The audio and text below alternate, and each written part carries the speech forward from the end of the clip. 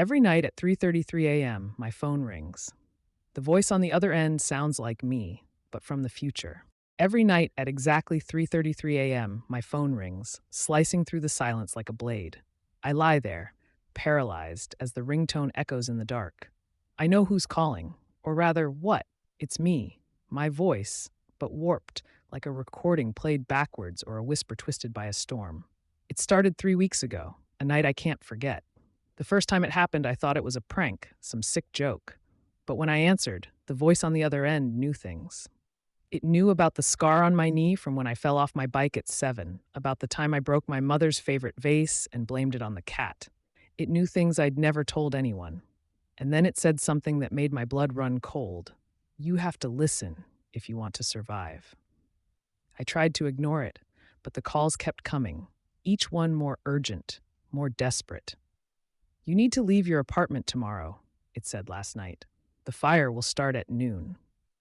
I laughed it off, but the unease lingered. I took a walk just to clear my head, and when I returned, the building was engulfed in flames. I watched as firemen battled the blaze, my heart pounding, the voice echoing in my mind. Tonight, I'm ready. The phone rings, and I answer immediately. What now? I ask, my voice a shaky whisper. I can hear the future me breathing heavily, as if struggling to speak. The mirror, it says finally. Don't look into the mirror. I glance at the antique mirror hanging on my wall, its surface shimmering in the moonlight. Why? I demand, but the call ends abruptly, leaving me alone in the dark. A chill runs down my spine. I've never been superstitious, but something about that mirror feels wrong tonight, like it's watching me. I decide to cover it, throwing a sheet over the glass. But as I turn away, a flicker of movement catches my eye. My reflection, no, something in the reflection, is moving. I freeze, my heart hammering, as the sheet slips off, revealing the mirror again. In the reflection, my future self stares back, eyes wide with terror. Its mouth moves silently, forming words I can't hear.